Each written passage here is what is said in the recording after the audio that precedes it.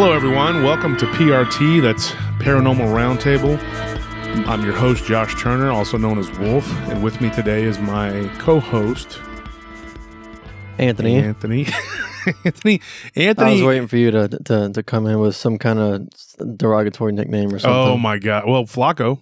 We always call you Flacco. I mean, you don't. That's cool. You don't really like that anymore because you're not really that skinny anymore. You're too big. But when you were little, we called you that. Yeah. It's just kind of stuck. Kind of stuck. And so, folks, Tony cannot be here because he has to work, and Zane does too because we're working class people. And so Anthony is going to be helping tonight. We're going to do a show, and he's taking a break from making his tortillas. Yeah, I've been making homemade tortillas lately.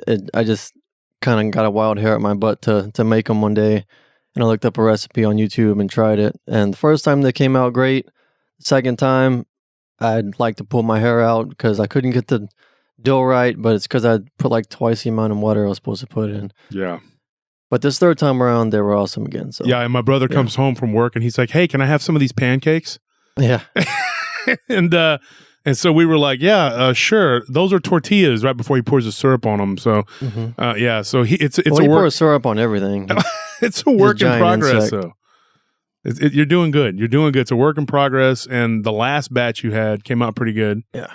And so he's pretty industrious. Nobody else in this house can make tortillas like me as it stands now. So because no one can make them. Exactly. So I go into your room somehow. and there's a tortilla press there on the desk, and I'm like, "What is this?" And you're like, "It's my new tool." And I started laughing. I told my wife he's going to make tortillas again. Yeah. But now you're taking it serious. You're going to seriously start doing it. Yeah, rolling them out is really hard. I hate it. Yeah, it's a pain, but you got that little press now. Mm-hmm. It makes it so much easier. Yeah. So that's what's going on in Anthony's life. As you can see, it's very exciting. He's been doing architecture school and he's making tortillas, and he designed our house. He actually designed our house. Yeah. So we are getting ready to start building, and so that's exciting. And so that's what's going on with Anthony. With me, what's going on with me is we have a podcast we're going to do. We got to give you my email address. It's doswolfman88@gmail.com, doswolfman88@gmail.com. Send us your crazy stories. Nothing's too crazy, man. If people tell me all the time, you're going to think I'm crazy. I'm like, well, I'm crazy for listening because I love to hear it. And then I repeat them on the show. And so we have guests tonight. We're going to introduce them. First, we got the prtpodcast.com, prtpodcast.com. You go to that. It's our website. We have art submissions. We have our store, our PRT store, where you can buy all kinds of stuff. Did you want to update that? Yeah, actually, I've updated everything in the store to have our new logo on it with the UFO added. And as of the time of whenever this is being released, we're also going to have a backpack and like a one of those neck gaiters with the logo on it. So yeah, that'll be pretty cool. Check that out. Yeah. And so I'm going to introduce our guests. They are from Cornerstone Supernatural. Do you guys want to say hi? Hey. Hello. Thanks for having us on, you guys. Hi, Josh. Hi, Anthony. We're sorry we don't have any tortilla presses up here, but we're Canadian, So we have like waffle makers because we have a lot of maple syrup up here. So just kind of understand that. So you guys are from where exactly? The thriving metropolis of Vancouver, British Columbia, which is on the west coast. It is surrounded by mountains on one side, ocean on another, mountains on the other side, and then you guys, the United States of America, is on the south of us. So really, we don't have a lot of room. We're just north of that city called Seattle, and you guys just got an NHL team, and we're not too happy about that. There's going to be a friendly rivalry between the Vancouver Canucks and the Seattle Kraken. So we're looking forward to that when everything gets going this year. Yep, that's what they're called, the Kraken. Yep. That's cool. So that'll be interesting how that goes. And so yeah, we're actually Cornerstone Supernatural. We're located in the Lower Mainland. But we travel throughout the province of British Columbia, which also includes Vancouver Island. It's not connected to the mainland, but it's still part of British Columbia. We say that jokingly, but yeah, we've got investigators in our group from that have just started out to people that have been doing it for over 35 years. So, but that's where we're at. That's where we are. One of the things we had talked about before the show, we spoke briefly, and we were talking about paranormal unity and everybody kind of coming together and trying to work together to figure things out. And I needed to address something. We put a UFO on our logo, so I got inundated with emails, people saying, "Are you guys going to turn into a UFO show?" And I'm like, I was like, "You have a Bigfoot, you have a zombie, you have a dog man. There are 3 other cryptids on that logo. 3 other cryptids on there, and we put the UFO on the top and removed the little witch character because I thought it looked kind of hokey or whatever. So we moved the UFO on there, and everybody's like, "Oh my gosh, it's UFO." One of the things that we talked about, Paul and Janine, was that it's all related, Yes. And people, I'm sorry. I think that when people think about paranormal as a whole, they're generally thinking about, it's ghosts or spirits or things that come out of the wall and say, boo. It's not, paranormal is everything. It's anything that's not normal, period. And again, it could be Dogman. It could be Sasquatch. I mean, for us up here, Sasquatch is a big thing. UFOs, that's another fairly large subject up here. So we've got to be more than just the ghost hunters out there. We're doing any type of investigation we do. It can be of any of those types of paranormal activities. Our particular group embraces it all. So we don't say we're just ghost hunters per se, but we'll investigate UFOs if somebody has a sighting or if they think that they've seen Bigfoot. We'll talk to them a little bit about that because the paranormal really is anything that isn't normal. And yes, that's how we react. Yeah, it's just an umbrella term, really. Exactly. It's true, but I mean, what do we do majority of the time? It is ghost hunting. Yeah, I mean, it is majority of the things that we do, obviously. That is where we get a lot of our stories. That is where we get a lot of the locations that we go in and do investigations of. And whether that's residential or whether it's businesses or theaters or historical locations, museums, that's all part of it. But there is that amount in there that we've got people on it as our membership within our members of our group that they believe in the UFOs or they believe in Sasquatch and are very dedicated to that area of the paranormal, so to speak. So we've got to be more than just ghost hunters. And it's funny because on our Facebook page for Cornerstone Supernatural, they let us know if we're trending too much in one direction. They'll say, you're doing too much ghost. We want some UFO stuff. So then we'll do some UFO stuff. They go, no, we don't want UFO stuff. We want some more ghost stuff. So it's always trying to keep everybody a little bit happy, which is a challenge too, right? Keeps you on your toes. That's what happens with us too. Ghosts want to appear more than UFOs do, and that's something that we just can't control. We can't. Well, and another thing we come across too, and it's actually a breath of fresh air to hear you say that you actually took the words out of my mouth. The paranormal it encompasses it all. That's why we chose the name Paranormal Round Table. I can't even take credit for that 100%. That was the committee that the guys here together kind of voted on it. I was all for Bubblicious Fisheye, and they were like, "Doesn't make any sense." I was like, "Okay, guys, whatever. I don't know what you're smoking, but that's what I thought it sounded great." But anyway, I got voted down, and looking back on it, it may have been a little odd, but whatever. So Paranormal Roundtable is what we went with, and so we end up getting people telling us all the time. They're like, "You do a lot of cryptids and stuff. Why do you call it the paranormal?" I'm like, "Because cryptids to me are paranormal. It's out of the realm of normality." Exactly. Yeah, and to hear you guys say that's we're on the same page with that. That's for sure. But one of the things I notice is people who are into UFOs, they think it's all connected to that. People who are into ghosts think it's all connected to that, and they could both be right. I mean, I just look at it as all of the above. For sure. The more I do investigations myself personally, I become more of a dimensionalist. I don't know whether a lot of your listeners are kind of into that, but I'm kind of like, I don't know. Maybe it's not like, maybe it's just another thing going on that we can't see. Like maybe perhaps there's an alternate reality or an alternate vision that something's reaching through. I don't know. We don't have the answers for everything. And all we can do is show whatever evidence we got. And then you were mentioning before, Josh, about your haunted house, and anybody else that might go into that house would say, it's not haunted. And so I want to see something, coming out of the wall, or I need to see this in order to believe. There's when I go and secure different locations in order to do a paranormal investigation, you've got two different types of people. You've got those on one side I've seen this, I've heard this, my grandmother's talked about it, I have this weird feeling in my basement, things like that. You've got the other side that says, don't talk to me, I don't want to know about it, I'm scared, I don't believe, you're just full of BS. There is no happy medium. There's no. It's always, okay, there's a middle medium line. Might not be the best word, but you know what I mean, right? Yeah. Yeah, you can't be on both sides. You just can't. There's one side or the other. There's no middle. There's no middle ground. I always say you may be a non-believer until it happens to you, and then all of a sudden your opinion starts to change about these other realities that may coexist with us. We took we have in our particular group, you've got all sorts of different beliefs, different whether that's spiritual or otherwise. So that makes it interesting when we go out as a team because we feed off of each other.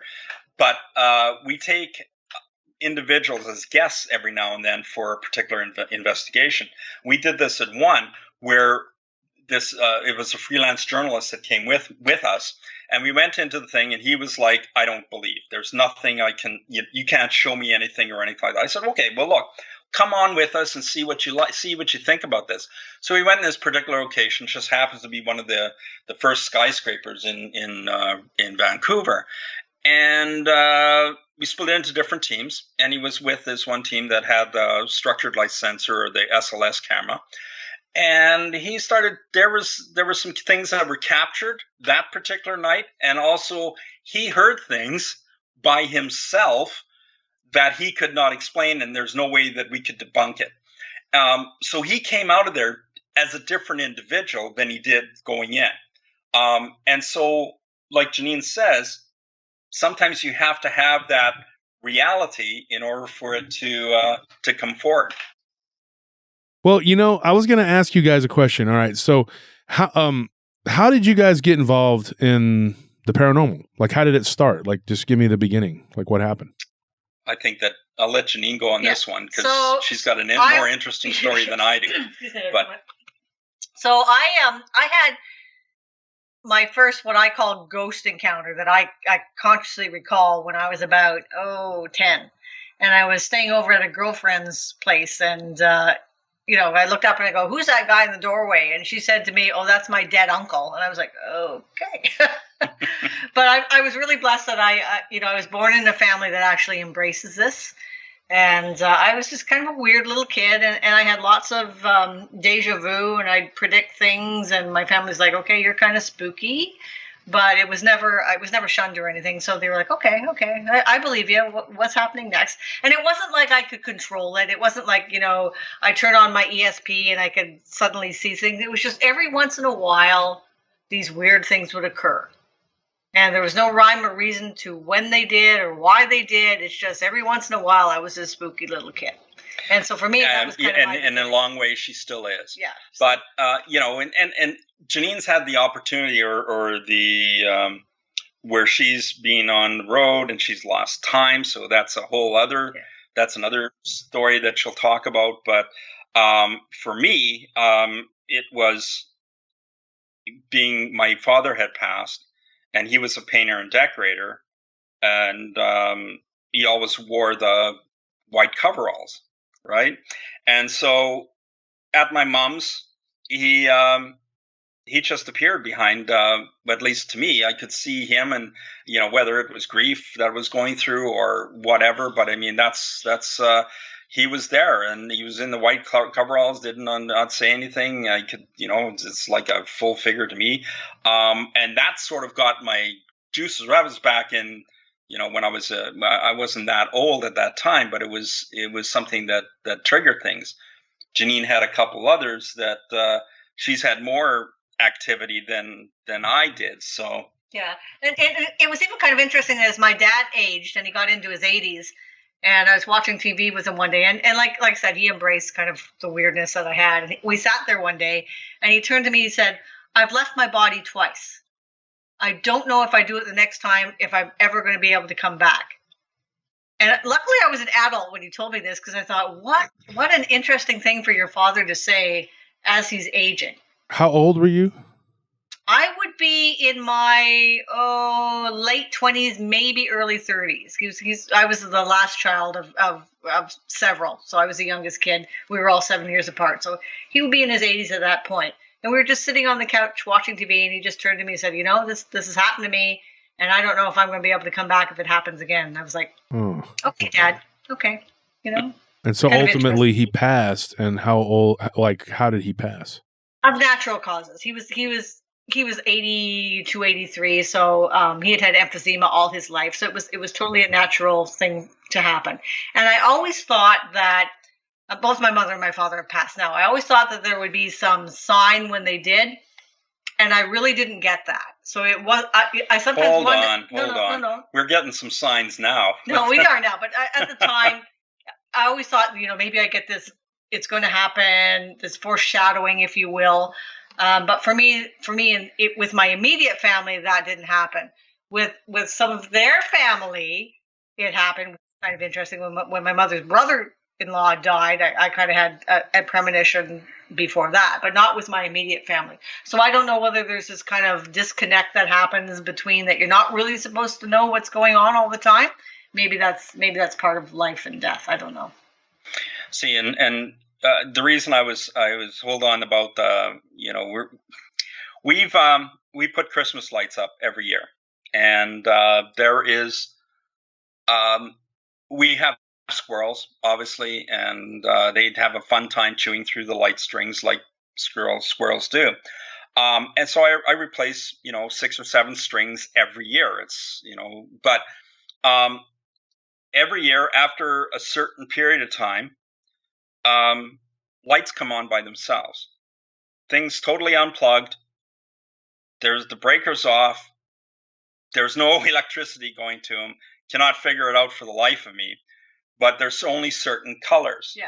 And so it happened ever since my aunt died. And in our family, we kind of had the tradition of keeping solid colors for your Christmas lighthouse. Like my particular family had blue and my aunt's had green. So what the ironic part is that when these lights we have in the back 40 feet, as I call it, when they're unplugged and there's no power going to them, the green and the blue ones light up every year since they died. We can't explain it. That is weird. Power.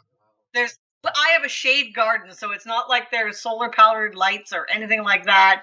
And they're not like super glowing, but they're on, and I film it every year. I'm like, yep, here they come again, and poor Paul's like, no, and I'm like, yep, they're back. Hi, Mom. Hi, Dad. Hi, yeah. And it's been about 7-8 years that they come on every year. Before that, we've been together for 24 years.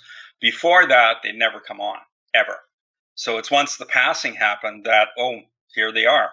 And so that's who knows? But I find it. I can't explain it, and so that's now.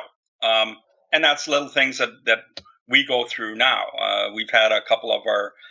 We get team gatherings over here where we've got mediums and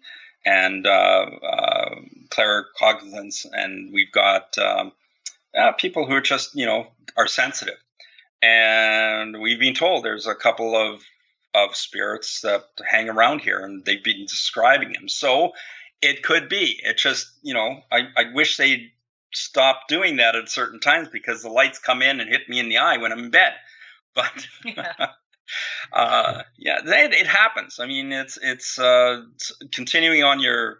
I think Janine's side of the family might be a little bit more active because they're more open about it. Her brother was high up in the military, and so if you want to get away from ghosts, this one's another good story about the paranormal. About aliens per se. So he had a very high security clearance, enough that I was investigated by CSIS, which is, you know, kind of like our security system here for your listeners who don't know. Yeah, for Canada. And they would check up on all of our family to see what we were doing and who we were doing. And at the time, because we were oil and water, my brother was 21 years older than I was, you know, and so we were like button heads all the time. And they'd phone up and my mom would go, "Oh, she's just in college now." And they go, what's she taking? I go, "Tell them communism." And she go, "No, don't tell them that," because it was a big deal, obviously, to his career. But he had said, because he had been to NORAD, and he said, "I've seen things at NORAD that I can't explain." He said, and this was back in the 70s. He said, there are aircraft flying that there is no way ever that it's ours, because we can't go those speeds, we can't go in those directions, we just can't do it. And one time he said, he was talking to my mom and dad, and I was kind of upstairs listening when I shouldn't have been listening. And he said, "We have one. We have an alien." He said they got it in the ice. So somewhere in the northern part of either Canada or maybe a little bit behind. He said that they did indeed find something and they had him. So unfortunately, he's not with us now, so I can't kind of validate that. But it stuck with me for 30 years when I started to kind of tune into this stuff. So like I said, he and I were like oil and water. He was a diehard military guy. And I have no reason to believe that he would lie about something like that, because it was too critical to his career at the time. Did he say anything about like what this thing may have looked like? No, it was funny because I was talking to his younger brother, my older brother, kind of in the middle. And I said, "Do you remember him telling that story?" And my brother goes, "Yes." He goes, "The X-Files, the movie of the X-Files, that's the story." And it's funny because it was made maybe 20 years later. But he said that story is pretty accurate to what my oldest brother was saying at the time, that they did actually find the being and stuff. Yeah. So I don't know. Crazy. He saw this thing firsthand, or he just knew about it? He didn't say it himself. He didn't see it himself. He just knew about it. He was just saying, there are things out there that we cannot explain. And he'd been stationed all over the world, but he was stationed in Cold Lake, Alberta, and he had got like a weird twitch in his eye because they were playing around with some stuff they shouldn't have been playing around with in Canada at that time, I assume. But so there was lots of things going on in the 70s that we didn't know about, that the world didn't know about. And, it's unfortunate that he's passed and I can't ask him these things anymore, but it just kind of adds to my understanding that, like he was such a military guy to the T, that there was no way that he would lie about something if he didn't firmly believe it. He wouldn't. So I mean that it's really interesting, like, because that's our sort of background of where we're coming from. We've got 15 investigators on our team. Which some say, oh, that's a lot of people, but you can't always be, because we all have lives, we all have things to do, we all have other things that pay the rent. You can't have everybody coming out to one investigation at a time. So with things spread out, and before COVID, we were doing anywhere from 1 to 3 investigations a week. We can at least, everybody has the opportunity to go to an investigation and they feel that they're part of the team.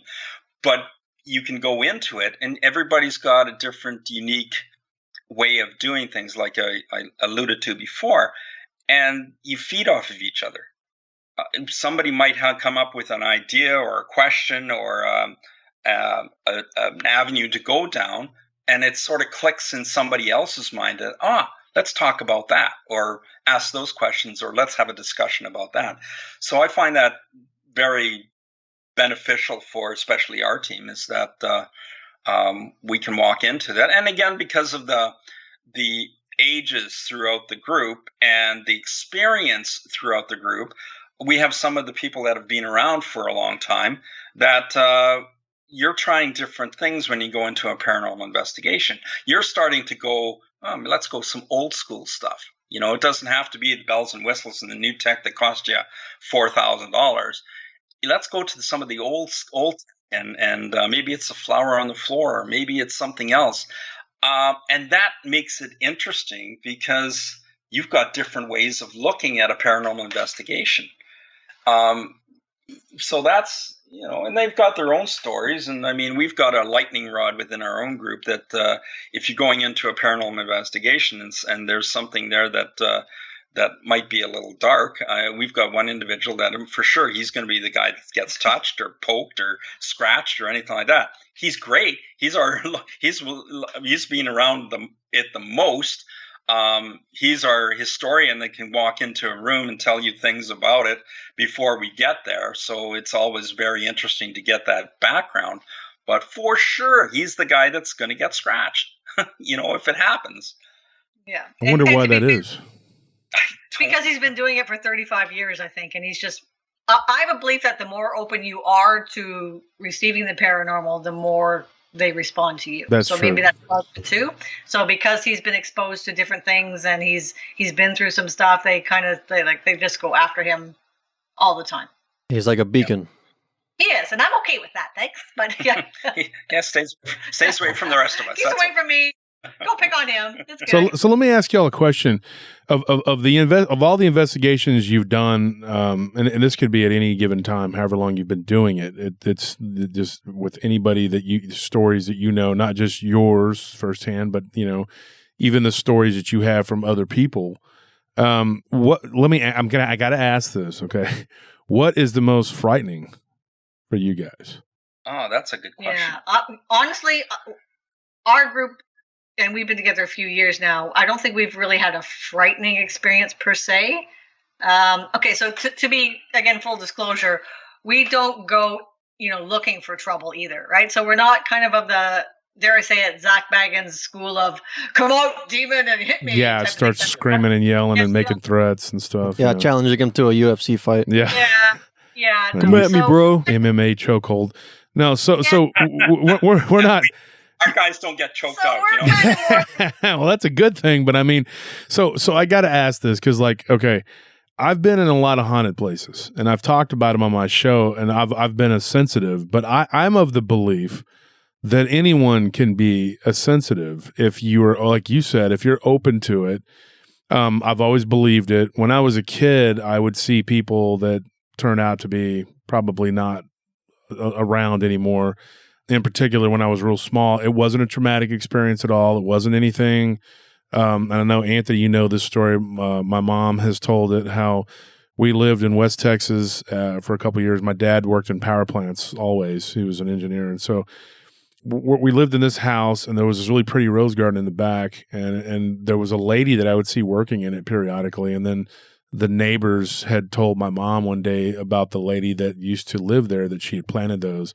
And of course, I was seeing her, but so was one of my sisters. So it was odd. I mean, you find out later on that, oh wait, that's not a living person in the way that we have a corporeal body. But she was very kind, and she could manipulate physical matter.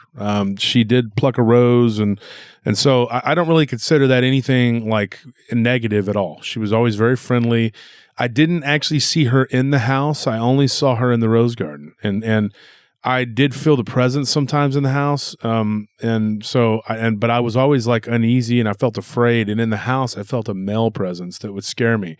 Once we remodeled it, for whatever reason, it stopped, and I didn't feel afraid anymore. And I no longer saw the lady. But then I did live in a house after that where there was some stuff going on. And it was a male presence, but it was a harassing presence. It was this 2-story house we lived in out in the country. And I recently took my wife and you, Anthony, we drove out there and we found it. And just looking at that house from the road, I was like, yeah, it still looks jacked up. I wouldn't want to be in that house. But nothing nothing that was so terrifying, until years later, when I got older, that's when I had a lot of these more harrowing experiences. And I've always said that if something's there, I'll know. I can tell. I can feel it. And a lot of times it'll interact. And there have been people with me when things have happened, when we've interacted with these things. But you guys go out on location and you actively look for this. Now, I don't actually do that. I don't go anywhere and look, as you guys say, for trouble. But there has to be some times when, you guys being open to it, that you've been, man, I got to get the heck out of here. I mean, something's here and it's terrifying. Well, I think it's all, and again, we might be fortunate, and I think there's a lot of them out there, depending on the teams. But it's just like going into a meeting. Okay, if you've got, and it's a breakfast meeting, and there's 6 people there, and it's not paranormal, it's just a regular day-to-day job, and one person just didn't have their Wheaties in the morning, so they're kind of pissed off. You'll go into that meeting because that one person is not, upbeat or anything like that. That meeting goes on forever. Same meeting, same principles. Everybody's had their cup of coffee in the morning. Things are good. You walk into that meeting, you do your thing, you walk out. It's like nothing ever happened. It's like that meeting wasn't there. It all depends. I think it all truly depends on the people coming into the investigation. If they're upbeat about it and positive energy, I think it reflects back with whatever location that you're going to. We had a location that's that again in the lower mainland that we had gone to before. Our investigators, 3 of them, before they even got there, and 2 of them, they're mediums, and one's a sensitive. But before they even got there, they were starting to feel anxious. They were starting to feel, the shivers. They were starting to, have a nauseous feeling coming in before they even got there. So when they got there, it's like, they knew we were coming. And so, but we had a really good paranormal experience about it, and it was pretty exciting stuff. But I really, truly believe it's the energy that you bring to an investigation. I really do. The one thing we do, too, is when we go into a facility or a home, we make it really clear to the spirits why we're there. Most cases for us have been commercial or business places. So the people that work there are kind of like, we're kind of okay with them here. We just want people to tell us we're not crazy. And so they're not asking us to ask the spirits to leave. So when we go to the meeting and we do our opening, kind of mantra to say, we're here. We respect your space. We know you're here. We're here to talk to you. We're not here to ask you to leave. We're going to leave everything in the same way we found it, and we're respecting your space, and we ask you to respect ourselves as well. And we do the closing mantra, which is very similar at the end. So that's in one scenario. And I really believe that I have to be honest with the spirit when I walk into a room.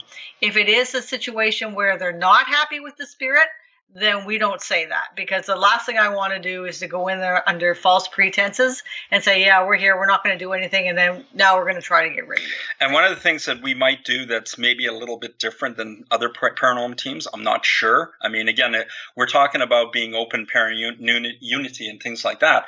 But one of the things and it happens wherever we go, is that we invite, if we're going into a business, we invite whoever we've contacted to come on in, plus whoever else is interested. So you have that connection. If there's a spirit, ghost, or entity there or whatever, that entity will have that relationship with that individual coming in. So it's not just, hey, give us the keys, we'll go in, we'll do our thing, we'll come back to you. Here's what we got. They actually take ownership in what we're doing. And so they can ask their questions and they can feel comfortable about it. So if they come to us and say, I've got this thing happening in my place, they're actually there to find out if they have this thing in their place. So it makes it really unique and enjoyable for them to be part of it. Yeah.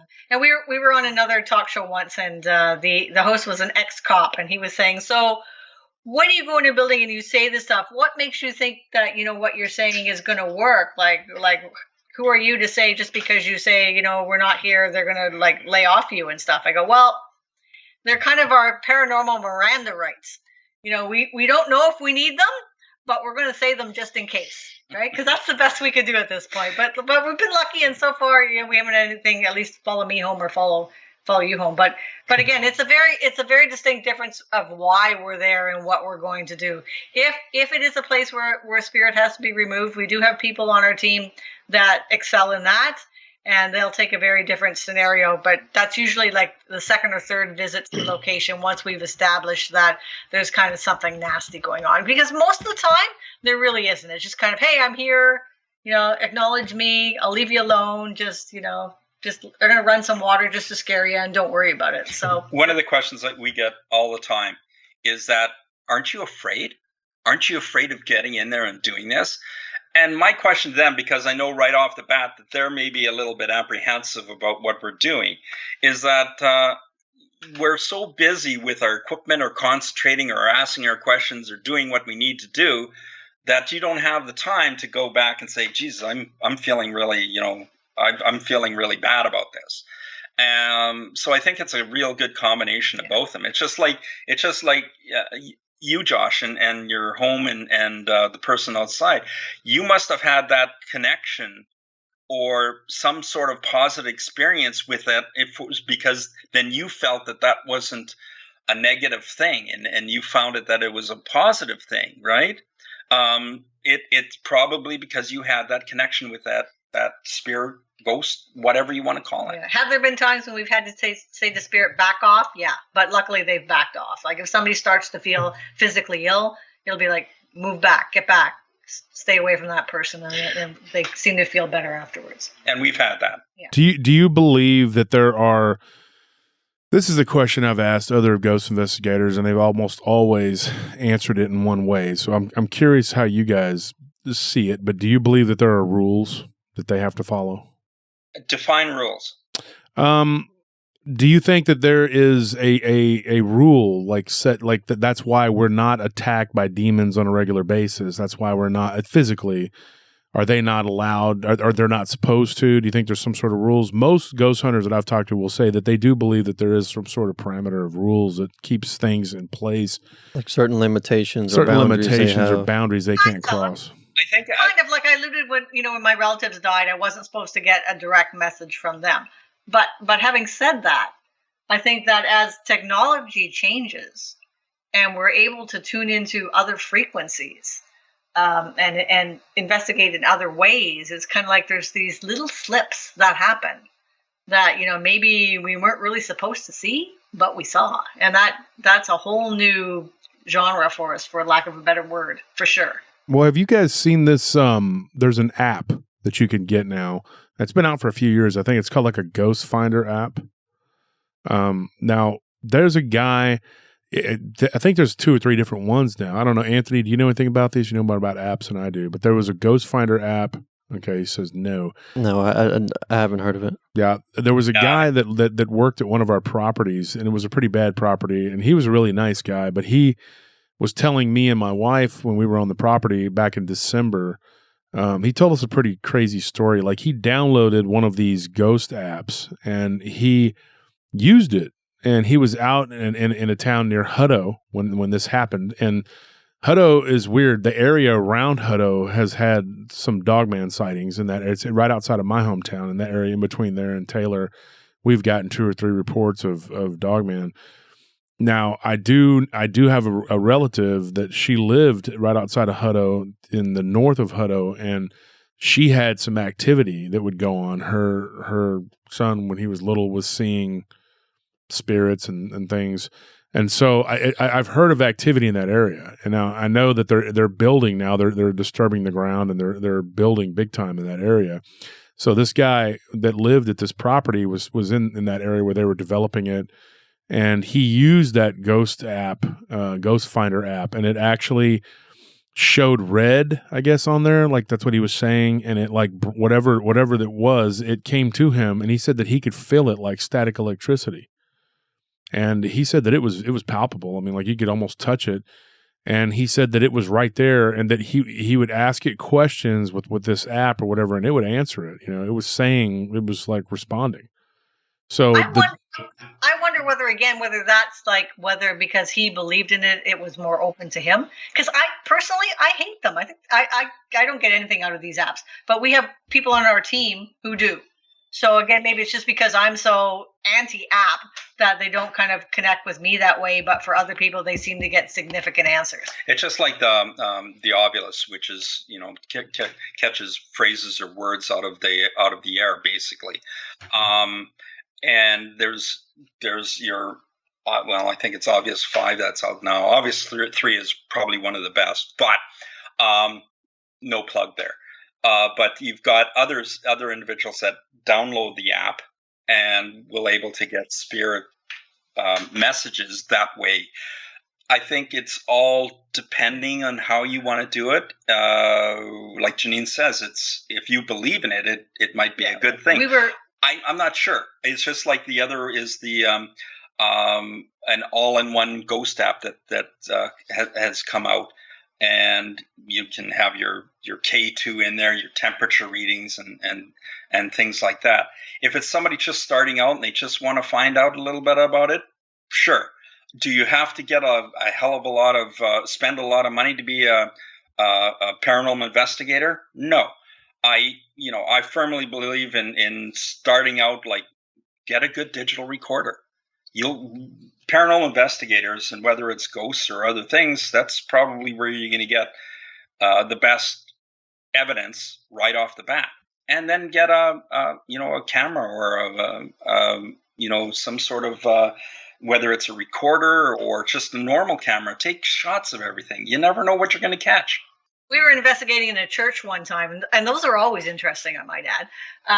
And somebody had an app, because we're just getting back to the app for a second, and all of a sudden it goes, demon. And I'm like, no, we're in the middle of a church. It's not a demon. So I dismissed that. But on the other hand, I have a REM pod in front of me, and I go, can I get an amen? And the thing goes off. And I go, okay. Can I get another amen? And the thing went off again. So, again, maybe it's what you're in tune to. I can't prejudge what other people feel. Maybe that's my narrow-mindedness over these apps. It might be. Well, how many do you guys collect EVPs? Yes. Yes. One of the the best ones we had, I think, was involving a small child in the basement of a heritage museum. Yeah, that was fun. And we for sure thought that we had children around us, especially a young girl. Our equipment that we had set up, and you've seen the equipment, K2s and REM pods and things like that. They were going off. It's a basement of this. There's dirt floor that we're in. Okay.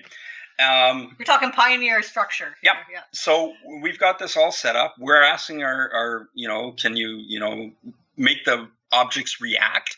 It does. It goes up for different, we ask. It's a intelligent responses that we're getting to our questions. And then the best EVP was so all these lights and bells and whistles are going off, and I'm like, it's a kid, because this kid is like, he's whoever is into it, and they're turning off all the bells and whistles that we had one after the other. And I said, you see that light? You see how the light doesn't hurt you? And we don't hear it at the time, but after, as we're listening back, this little voice goes, no. And that was very cool. Yeah, very cool. It was a Class A EVP, and it was amazing. And at that same place, we took an SLS on another occasion, and because we'd had this encounter before, I brought Peter Pan, and so I sat down at one of the little school desks and I started reading Peter Pan, and an adult figure picked up and kind of came to listen to the story. So that was also very cool. And it wasn't, we can dismiss some of the SLS recordings and because we know what we know what we're looking at. Hat rack or whatever. But it's just like we're at what's left of a penitentiary that was here, and there's a building that's the only thing that's left, and it was the main gate for the prisoners. They had to go through this, and there was jail cells in the bottom and everything's like that. By the way, there's 7 spirits in this particular location. And we were upstairs in what was going to be a ballroom of some sort, still under construction.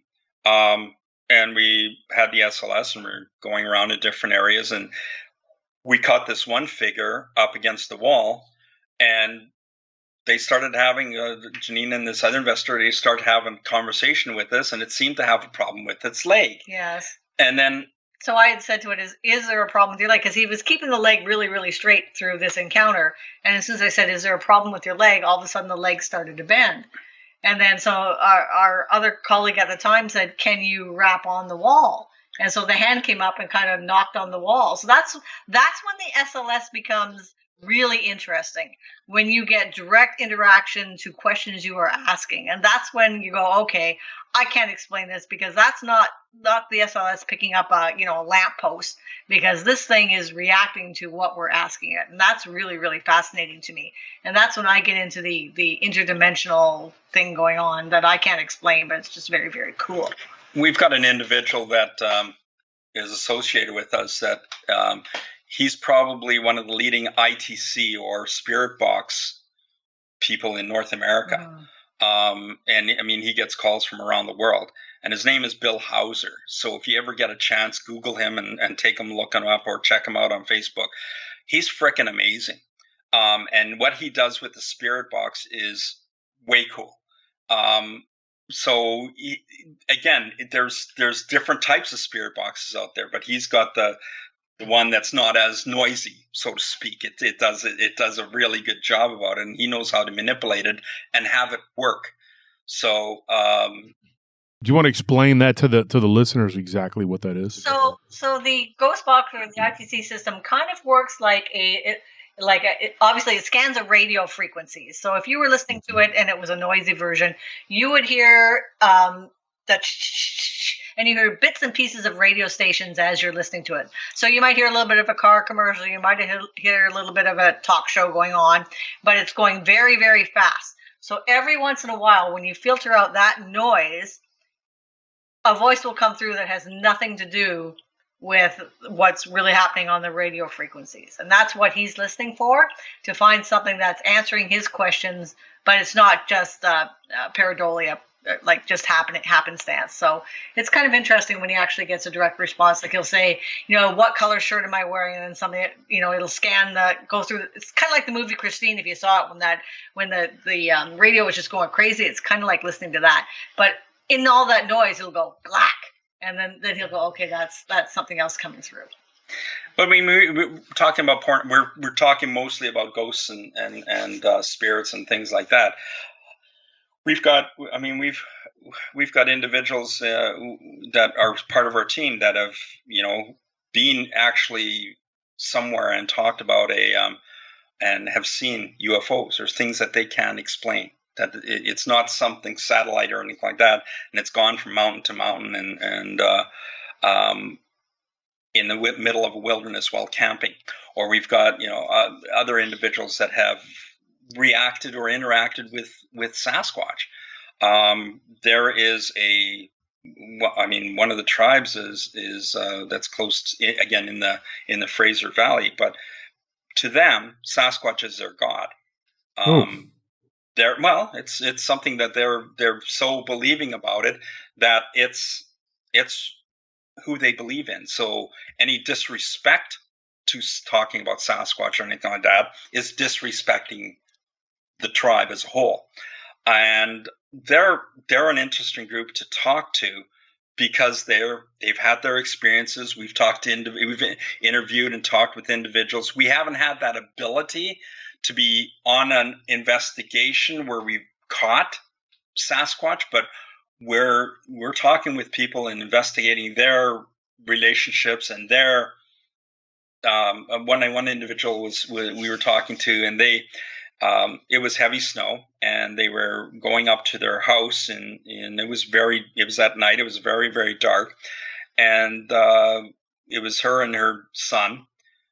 And they got up to the house and she said, well, go up and open the garage door so I can get it in. And they were trying. So he comes back and they could hear this noise and this howling that they couldn't explain. And sure enough, to them, it was Sasquatch that was very close and actually more interested in them than what they experienced. There's another individual. His name's Thomas Seawood, and he has a Facebook page called Sasquatch Island. Very, very upbeat and interesting individual about Sasquatch or the Buckwas that he calls. He's got tales. He goes all the time. Again, on Vancouver Island, it's the northern part. He goes to areas that normal. A lot of people just don't go, and he does a lot of fishing and trapping, and he is Aboriginal, so he's got that background, and the stories he's got to tell is incredible. In fact, Janine did an interview for a thing that she does called Supernatural Sunday, and it's on YouTube, and it's pretty interesting about how he talks about it and the flavor that he talks about. I would absolutely have everybody that wants to talk about Sasquatch or anything. No, he's not a team member. Don't get me wrong. He's just a really interesting individual, and it's called Sasquatch Island. Yeah. So it's a cool place to go look at. So that brings me to one of my questions for you guys. What are your thoughts on Sasquatch? Just focusing on that for a second. As ghost hunters per se, looking at the paranormal, looking at supernatural, like what is Sasquatch to you? Is it a physical being? Could it be interdimensional? Is it does it move between the worlds? What is it? Oh, you hit this one. Yeah, I love this question. So I really, really, really want to believe there's Sasquatch. I really do. I'm not a big fan of the Patterson film. I don't think that one's real. But I don't know, Josh. Like, is it something trying to connect with us that doesn't quite get the human form and just wants to, kind of? Yeah, that's a good question. Is it an alien trying to be a human? Like, I don't know. I mean, I kind of want to believe that, but I don't know. I mean, we're finding species all the time, new species all the time. Is it because there was the bridge coming across, there were connection coming from Eurasia and that neck of the woods coming across the bridge at one time, and now and never evolved, so to speak, and has that ability to be part of nature, be part of the. I mean, up here in Canada, we've got a hellacious amount of wilderness that has never been explored. It's like the Pacific Northwest. I mean, there's been Sasquatch sightings all around all around Washington State and down to Oregon and that. So it's even California for that matter. Again, where a lot of the public hasn't had the ability to, or it's not as frequent. So there's that. I think that for me, I think that's it's that missing link. And I mean, what's the big octopus? Because they didn't think that was real either until they discovered it was. So I mean, there's still lots of things on this planet that we don't know exist for sure. Well, there was one time that we took a spirit box to a Bigfoot investigation, and it was like, I asked it a very specific question, and I was like, who are you? What are you? What do you do? What do you like? And it was like, don't like beef jerky. And I was, I'm messing with you. I'm messing with Sasquatch. No, just kidding. And then I asked, like, is there anything else? And it's like, you're fat. And I was like, what? No, that was the end of that. I threw away that thing. It must have been broken, but. Yeah, no, I've had people that are spiritual mediums, and I have a guy that's going to come on the show soon. We've been kicking it around. He's a remote viewer, and I got him doing an assignment to remote view Bigfoot and remote view Dogman. A lot of what you'd be surprised, a lot of what people who are in your line of work who have talked to me, they're not necessarily 100% that it's a spiritual entity. Most of what I'm getting from that side of the field is that it's something interdimensional. Yeah, no, I'm kind of leaning that way. It's I don't know. Moving in and out of our world. We talked to Linda Godfrey, a dear friend of mine. She's a very nice woman. She's done a lot of Dogman research, written a lot of books, and we were talking, and she said that she's of the opinion now, like Dogman and Bigfoot in particular, like that they are physical beings when they're on this plane of existence, whereas they have to hunt, they have to kill and eat deer or whatever. But that's because they're on this plane of existence, and then they can move back and forth.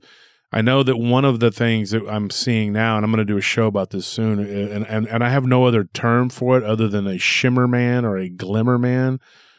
I kind of don't want to call it Glimmer Man because that's like the name of a movie or whatever, but but it is a glimmering, like shimmering type thing.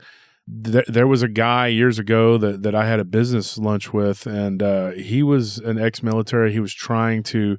I had a couple connections with guys that knew some people in the military, and they were trying to broker a deal with this guy. And so I sat in on this business meeting, and this guy told me a really terrifying story. I'm not going to get into it because we're going to talk about it on a show at some point with another guest. But he talked about this entity that was 8 to 9 feet tall, but it was invisible, but he could see it at certain angles in the moonlight. And it had this glimmer quality to it. And he was convinced that it was some sort of Sasquatch type entity, but that it had been sicked on him and that it was trying to attack him or kill him. And one of the things I've learned over the years of all this research, and I've done a ton of it, and is that these Sasquatch entities, there are vast array of different types of these entities, ranging from humanoidal looking, almost like human, to ape-like, and some of them are something in between, almost like a spiritual. There have been people that have played with Ouija boards and have summoned one of these things. It was like a black, demonic-looking gorilla, as these ladies described it to me. It happened when they were young girls, but they were in their 40s when they told me the story. And it was like a gorilla, but it was like appearing in their... At first, it was appearing outside the house, which made them think that maybe it wasn't connected to their use of the Ouija board, but then it was appearing inside the house, and there was no forced entry. It was just there. And they eventually got a couple of ghost hunters like you guys to come in and do some readings, and this thing communicated, and it said that and it said point blank Ouija board. Like that's one of the things it said. Like it told them like where it came from. Like they opened something up and it walked right through. I mean, you get people, the naysayers, that say, well, it doesn't exist. Again, but if you think about it, like they want, show me evidence. It's just like what we do. It's just, it's the whole gauntlet of things. But if you show me the evidence, well, okay, we're going to take you when you die. We're going to throw you in the forest, and we're going to come back in a couple of years and see if there's anything left. And it's just the same thing. Well, how come there's no bodies? How comes this has happened? And come on, really? If you die in the forest, there's not going to be anything left of you over time. Have you ever seen a squirrel carcass? Yeah, no. Very rarely. Well, and out here in the city, you do. They're squished on the road, but I mean, out in the woods, though, yeah. You know what I'm saying? Yeah, you don't see. You're right, Paul. What you're saying though, it's like very, very, very good point. Like I've never heard or seen pictures of even a dead bear. I mean, they exist. People get chased by them or attacked, whatever. People have some photos, I mean, but, a creature like Sasquatch, and I argued with someone recently about that. They're like, well, you can see photos of bears and videos, but not Sasquatch. Well, one of the things, too, Sasquatch are smart, so if they want to avoid people and avoid cameras, they can. I mean, why wouldn't they be able to? Whereas a bear is not as cognizant as, oh, this is a camera and it's pointing it at me. Bears are brazen and they're not as smart. They'll just walk right up to people, walk up to their house. Bigfoot, you point a gun at them and they know what that is. Like I've heard of people like hunters, standing Bigfoot off with guns, and they get away because they pointed a gun at this thing and the thing knew what it was. And it went, okay, you have a gun, and it went away. Bear doesn't really do that. Bear doesn't look at the gun and go, oh, that's a gun, I better run. No, you can shoot at it a couple times and maybe get it to retreat. But I think that the intelligence level is something that's very important. And I've gotten a lot of weird reports, too, of these things being of a celestial nature, too. I know that Barton Nunley in his book, it's Humanoids or Inhumanoids, Anthony? I always forget which. I believe it's Inhumanoids. Inhumanoids. And Nunley wrote this really good book. Folks should go pick it up. It's a really good book. I'm sure you could probably find it on Amazon.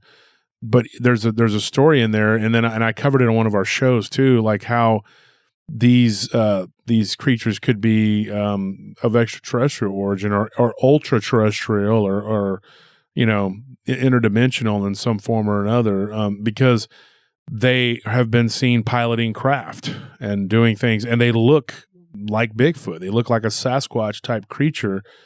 it could just be a coincidence that there could be an alien species or some sort of interdimensional species that looks like them. But it sounds like to me that there could be a connection there too. Maybe this the Bigfoot, and one of my theories is that they could have been seeded here, and then they were left, and just or like my friend Ken Gerhard, he fully believes that they're a physical creature that's running around out there, and that they're a relic population, species, throwback, whatever. Or it could be all of the above, And I know that. When you're playing with a Ouija board, which was another one of my questions for you guys, how often do you go deal with cases that are spurred by the use of Ouija boards? They're not really prevalent in the Lower Mainland. But, so to say that, though, I'm a child of the '60s, and I had one, and I'm proud of it. But it was a whole different thing back then. No, we don't get people playing with Ouija boards up here. No. We don't. Really? Oh, good for y'all. Yeah. No, we really don't. And does it open things? I think it's all in the belief of the individual.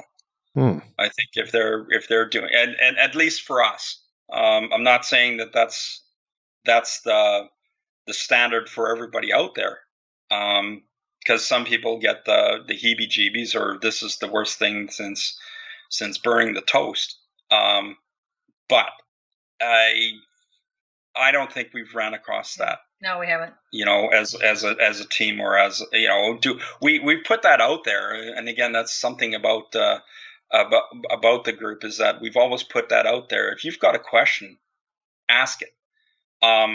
It might not get the answer that you're looking for, but at least you're going to get the conversation from everybody around that has that as of an interest. We do have a member, Catherine Grace, who does seances and uses a planchette, which is very similar, and she gets really, really interesting results from that. Yeah. But yeah, a little bit different, more tabletop and directing towards individual questions, not with a Ouija board per se.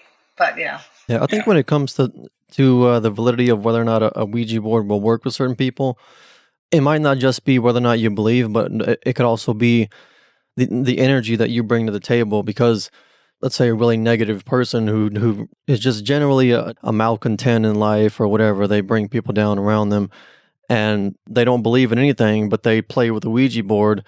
Well, whatever's on the other side could be attracted to the energy that they're bringing to the table right there. Yeah, that negativity is something to feed on. It's like a little snack for them.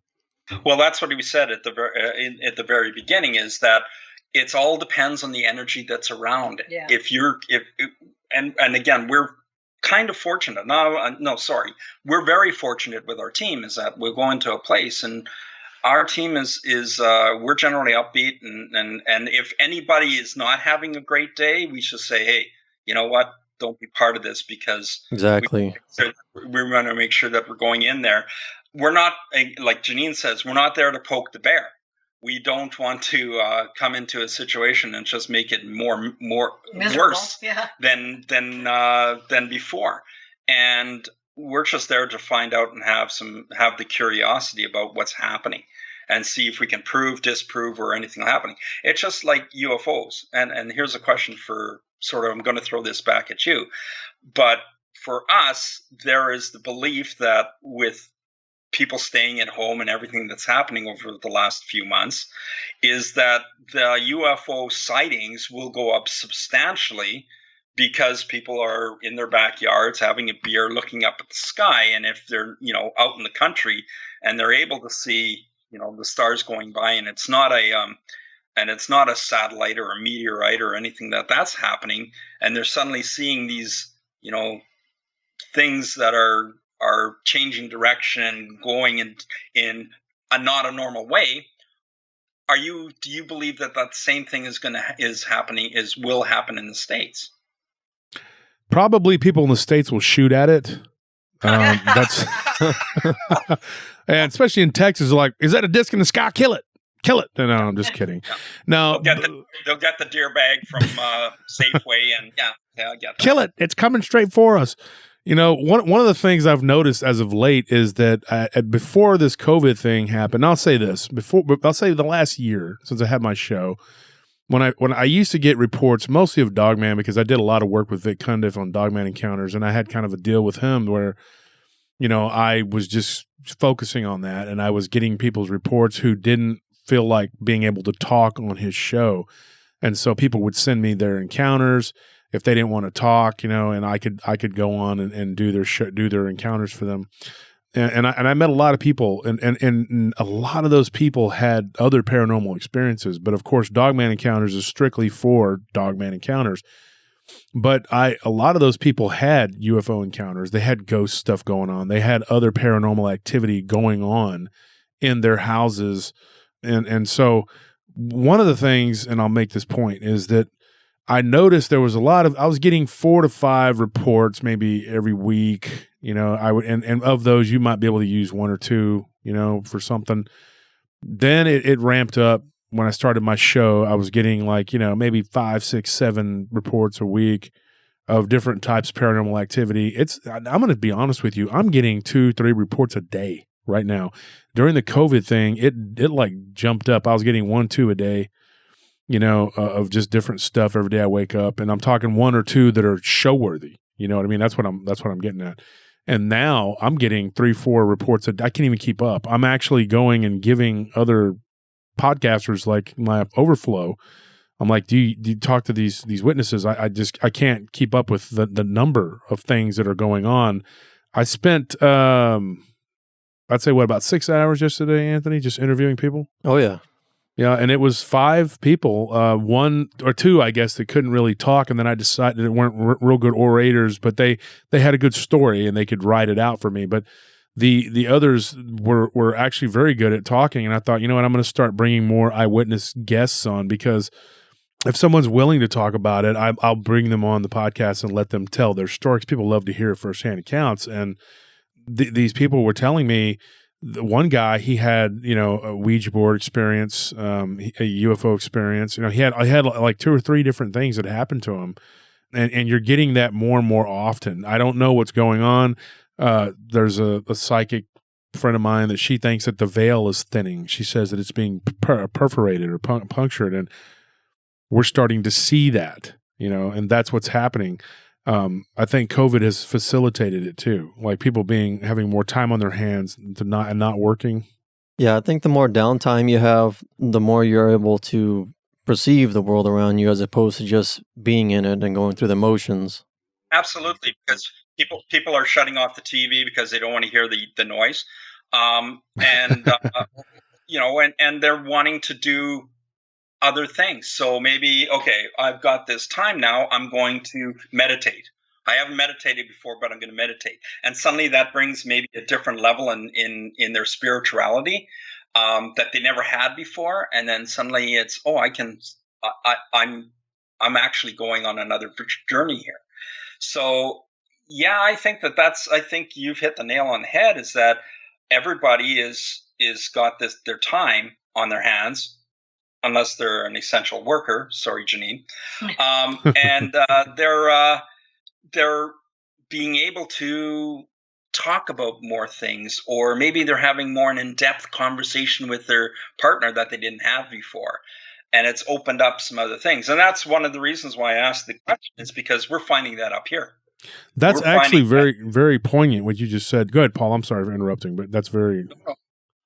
And I think we're just getting more and more of that type of activity, so to speak, or that reality that we haven't had before. And so if you're talking to somebody that maybe you talked to before and was never like, you go into work, and some of us will not even tell the people we work with what we do. Oh yeah. Because they'll think you're just, should lock you up, throw away the key, and thanks very much. But now, I've got this story to tell you, or I've got this thing. Can I deal with it, or what's your recommendation regarding that? And we're not the be all to end all, but the curiosity definitely has increased. Yeah, what you just said makes a lot of sense. I was talking to someone the other day, and he was saying that him and his wife were virtually workaholics. that they were working all the time. She had a career and he had a career, and these are actually friends of mine, but they experienced some paranormal activity. And one of the things that she said, she had told him, because she had a job 15 years, and all of a sudden it was just like gone, just like that. It was just done. There was no more. And then he got laid off from his job, and so they're both just kind of like they don't really have anything going on, and they started talking, and he was like, it's like we were catching up after all these years. And he said that we started talking, and he had experienced a couple little paranormal things, and their daughter had experienced some stuff, and it had been going on for 3 or 4 years, and him and his wife had never even had time to stop and compare notes. Or even talk about it or find that out about the other individual. Yeah, they didn't even really know. They knew that their daughter was experiencing it, but when they started talking one day, we were like, whoa, this is, we're both having these experiences. They were seeing a shadow type thing that was moving in and out of the closet area, a closet, he said, in the hallway, and then in the daughter's room, and the daughter was complaining to them, but he had never even really had the time. Working 60 hours a week, his wife doing the same, and then moving up in the career ladder and whatever. And then now he's like, we're seeing it, we're experiencing it, and it's like we have time to sit here, and so now they can tell me all this stuff about it because they have all this time on their hands. So the COVID thing has definitely it's ramped up, like as far as getting the activity. I don't think it's made the activity go up. I just think that people have more time on their hands to give you the stories and tell you what's going on. Like I'm busy like every day now getting stories, and luckily my job affords me to do that. I have to go out and make rounds every night and check on my guards. I'm pretty much like, it's what I do every night, but I also get time. I take time every evening now to collect stories and try to, my notebooks are filling up again, and I'm just like, wow, this is crazy. The COVID thing is really just, like you said, people have time to sit in their backyard and look and see, look up in the sky and see UFOs. I've gotten a lot more UFO reports. I've gotten a lot more Bigfoot reports, people going out into the bush. They're going camping because they don't want to be in the towns and the cities full of people. So they don't want to get the plague. So they go out into the woods and to get away. And so that's a lot of this is, and I've gotten some really weird stories too out of it too, that I had filed away under some threads, and now I'm pulling them and I'm going like, oh, here we go. These are coming around too, and so it's given me a lot of material, a lot of time to gather material for our podcast. The one thing though I do, it bothers me when I talk to a witness and I can't really do anything for them other than go, oh, well, that's a good story. Let me go and put it on my show.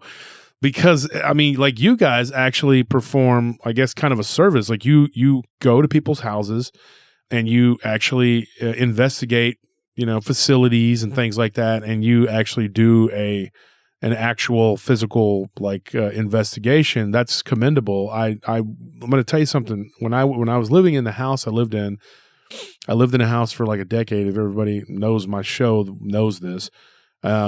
I brought several guests onto the show to talk about their experiences that took place in that house, so that people know, not only for entertainment purposes to bring it on because it's good for the show, but like also to show everyone that this really happened. This stuff really happens to people, really happened to me. And the other day, my wife made a comment. She said, the one of the unique things about your paranormal experiences, 90% of it can be corroborated by other people. Yeah. And she herself has talked to the other people that have been involved in the things that have gone on paranormally around me. I saw a dog man when I was 15. The guy I saw it with, my wife's met him. Anthony, you know him. He's a preacher in my hometown. Yeah. And he's very, at graduation, last year, he told my wife the story, and she was like, wow, that exactly matches what you've told me all these years. And the house I lived in, several of my friends, one that passed away recently, talked to my wife and told her their experiences and what went on in that house. And she was like, you could write a book just based on what went on there. Recently I was on, I'm going to be on Travel Channel, a show that I just recorded for recently. And while I was recording for that, there's another friend of mine that was with me that was involved in that incident. We did the episode called the Church of the Forgotten. I think that's what we named it. Anthony, you named it. Yeah, the Church of the Forgotten. And it was a place out here in Texas where we did security. And we had a lot of weird stuff happen to us out there. Not just me, but like several people that were involved in that. And one in particular, he goes on the show with me. Well, while we're recording, we hear this loud bang, bang. And the producer and the director were sitting there going like, what was that? And we're looking around and I'm like, and it was weird because it happened while I was giving them the story.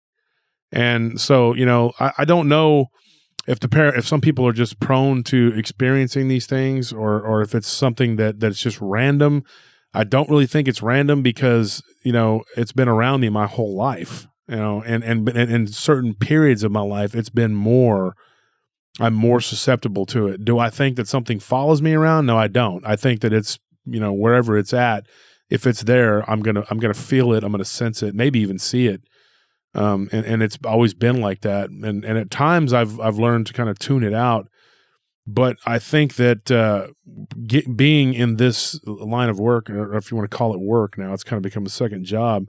I've actually met so many other people who've had the same situation that I've had.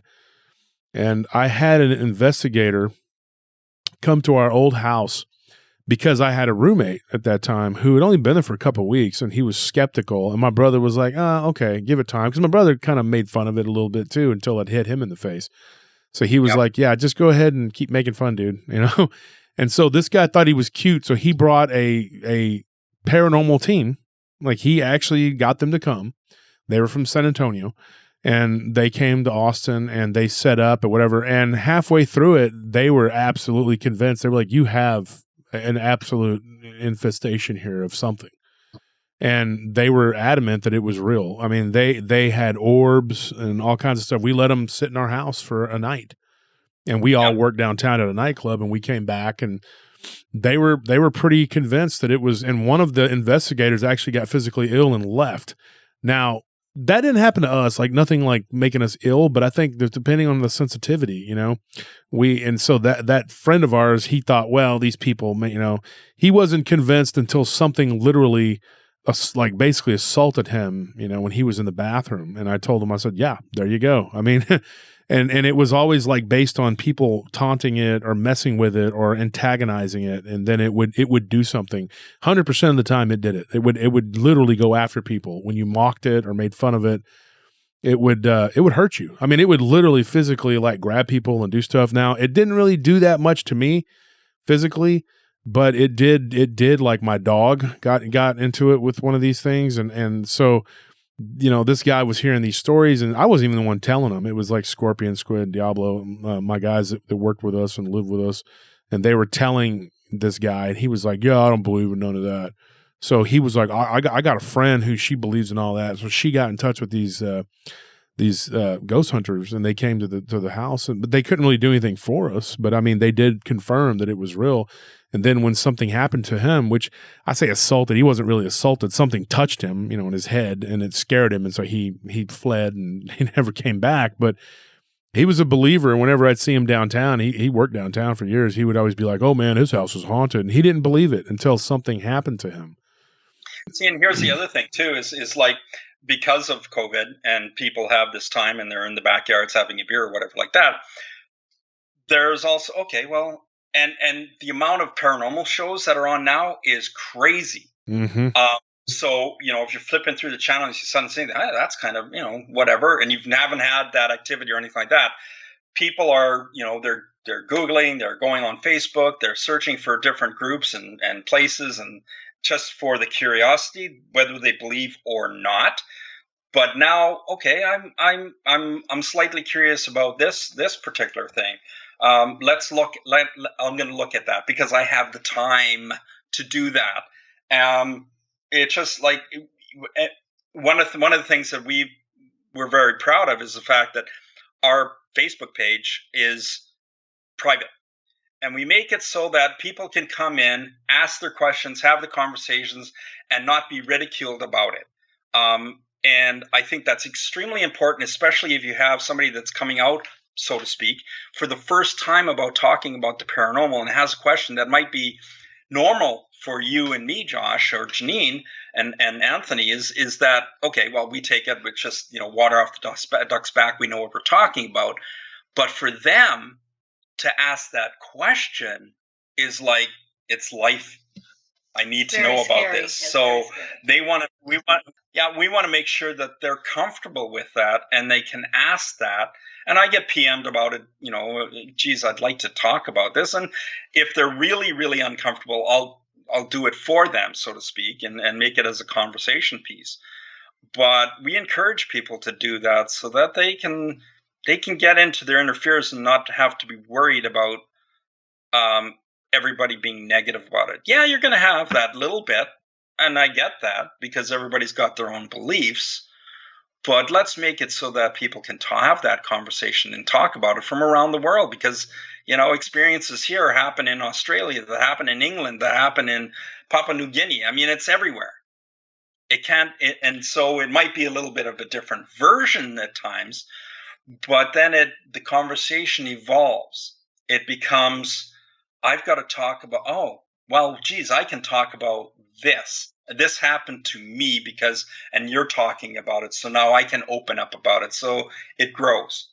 And I think that that's all happening more so now, whether it's Josh, you getting all the reports and all the stories on a day-to-day basis, or us getting, requests for investigations, or geez, you got to come over to this house, than ever before. I think it's all evolving. I think it really is. Yeah, ironically, making a living can severely get in the way of actually living life and perceiving it. And now that people are, like you said, have a lot more downtime, they're able to pay a little bit more attention to the world. And I think they're perceiving it more and realizing, wow, this is actually a stranger place than what I've always believed. And that's true. I think that, and you've got to be able to nurture that and have that grow, because and it's got to be beyond just their imagination, that I think I'm seeing this, I'm crazy. Maybe there's something else that I know for a fact, but for them, maybe there's something else that I can't explain. And let me see if I can find an answer to it somehow. It might not be the right one, because, there's, God knows, there's a whole bunch of things out there that people make up, and that gets back to having, when we do an investigation, that the people come along with us, because I don't want to be that team that goes, okay, give us the keys, we'll go in, we'll do an investigation, we're going to come out and tell you what's there, and you're going to believe me because, hey, I told you, and we're a paranormal investigator. I think, come on, you got to be able to have that interaction so that they can, like I said, have that ownership. And being able to participate in it, you can see it on their face. You give them the evidence that you capture afterwards with things we can't hear, or give them the story of Sasquatch or UFOs, and they're able to react and say, "Geez, I've had that activity too," or I've seen that, a similar object. Do you guys, Paul, let me ask you a question. Do you and Janine, do y'all feel like you've helped a lot of people with your investigations? Yeah. I mean, it's not, like we say, we're not the be-all, end-all to things, but in 80% of the cases or investigations we go on, the people just want validation that the things they think are going on are really going on, and they're not crazy. And so if you go there and you're able to record a few things like, yeah, that is making a weird noise. There are footsteps when nobody's upstairs. Then they go, okay, so I'm not crazy. Like, no, but, and again, it's not causing you any harm, whatever it is. So, there's no reason to be concerned at this point. But yeah, you're really hearing what you think you're hearing. But here's the thing. We'll go into a place that's had reports of all of this paranormal activity. So you get asked to come in and do your investigation and find out and see what's there. And you'll come out and say, geez, there's nothing there. We never got anything, except maybe the squirrels chasing the raccoons outside. It does happen, yeah. But we'll go into other locations that have had absolutely no paranormal activity whatsoever, but it's a historic location.